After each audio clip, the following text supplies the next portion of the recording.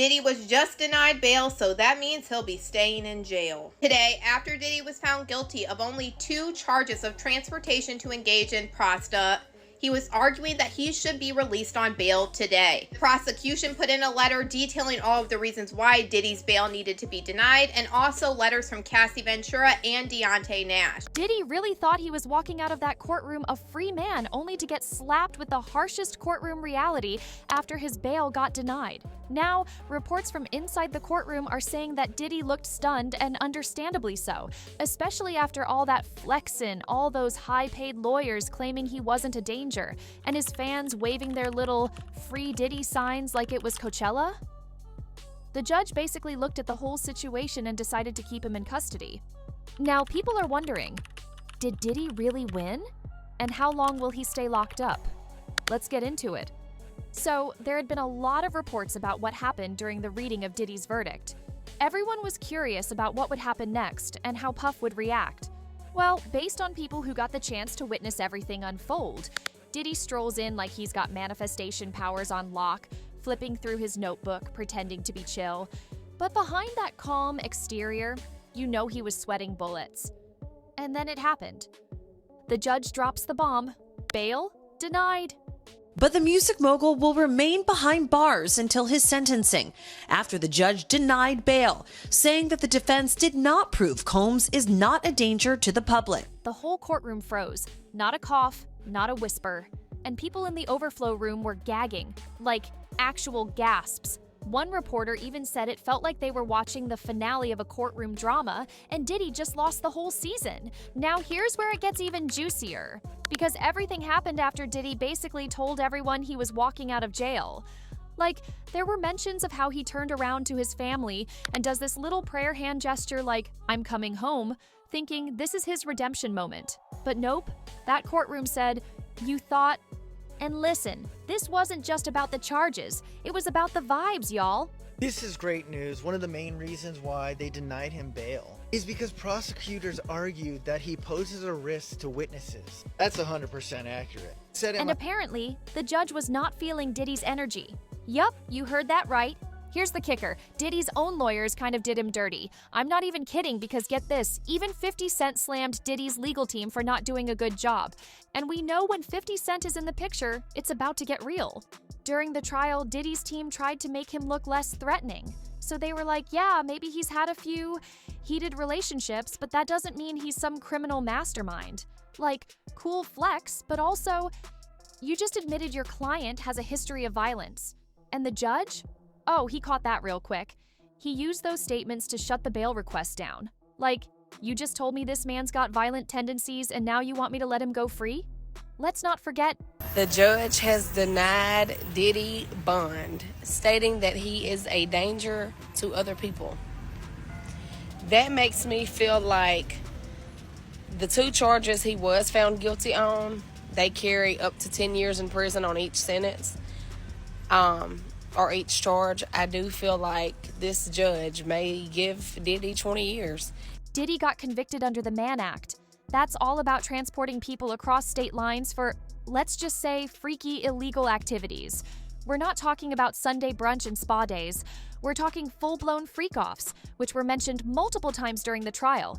Because of this, Diddy needs to serve time in jail. Like, he may have dodged the racketeering and trafficking charges, which were the real monsters in the case, but 2 felony convictions still stick. And each one carries up to 10 years. So no, he didn't walk out a total loser. But this is far from a win. If anything, he got off medium rare. Crispy on the outside, still cooking on the inside. And when I say his lawyers dared to argue that he wasn't convicted of a violent crime, like that was supposed to get him out, now outside the courthouse, total circus. In fact, it was like the 4th of July celebrated in advance. From the people packed behind barricades to the waving around of bottles of baby oil, the spectacle was certainly on brand for someone as big as Diddy. Protesters yelling, fans crying, people literally slathering baby oil on themselves in celebration. I kid you not. It was giving WrestleMania legal edition. This trial had more twists than a Shonda Rhimes finale. Man, I'm so happy right now, man. I'm losing my voice. I'll be up for day one. When the verdict came down today, what was your reaction? I was so happy. I jumped up a little. It needs to be taught a lesson. You're out there hurting people, beating people because you're a celebrity. You can do that? Not at all. And here's what Diddy probably didn't see coming. He's been locked up since September. That's nearly 10 months behind bars already.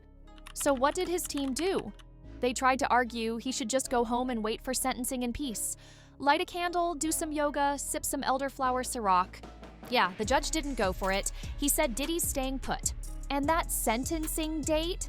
Locked in for October 3rd. So just imagine how Diddy reacted after hearing that news. Because this means Puff got months to sit there and think about how fast his empire crumbled. And just to spice things up, his team's already pushing for a quicker sentencing. Like, trying to check out early, acting like this is a hotel. Can we move this up, Your Honor? Like they're trying to catch a flight. The judge didn't exactly say no, but he also didn't roll out the red carpet. There's a hearing scheduled for July 8th, where they'll revisit the whole situation. But spoiler alert, it's not looking cute. Now, here's a little legal tea you might not have caught. Because despite how bad this situation might be looking for Puff and his team, some fans are saying he's getting another win. Yes, Diddy's already served time, 10 months to be exact.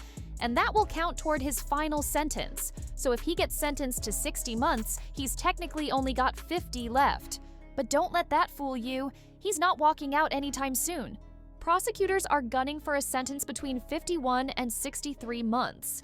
That's over 5 years. So even with the time already served, we're still talking 4 solid years of jail time. Maximum sentence, or what would be a normal range, is somewhere between, I believe it said 51 and 63 months.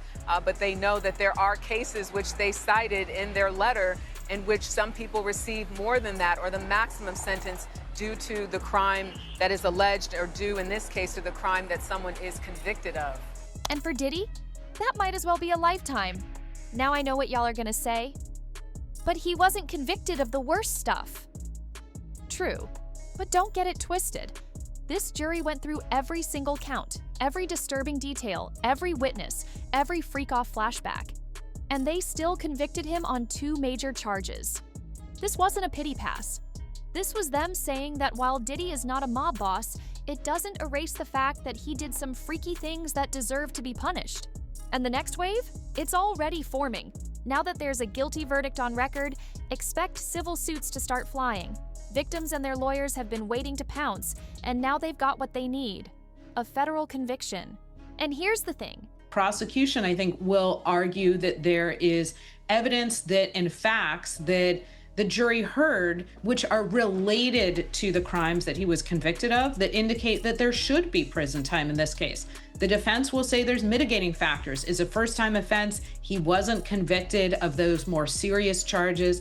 And then the judge really has discretion. There's no mandatory minimum here. The judge will make a determination as to what is in the interest of justice. Let's remember, federal judges have a lot of discretion about what to do here. Civil court is a whole different game. The bar is lower. They don't need to prove guilt beyond a reasonable doubt. They just need to convince the court that it's more likely than not. In other words, Diddy's fortune is officially in the danger zone. His legal team is about to be working overtime, not to keep him out of prison, but to stop his estate from getting picked apart like leftovers at a cookout. And that legacy?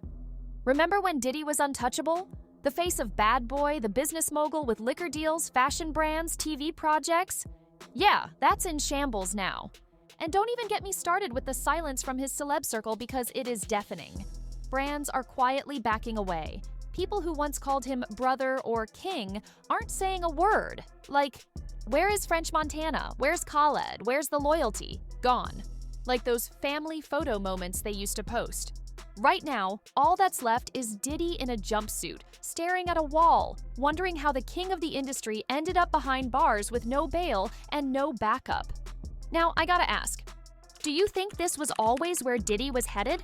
Or is this the justice system finally catching up to a mogul who flew too close to the sun?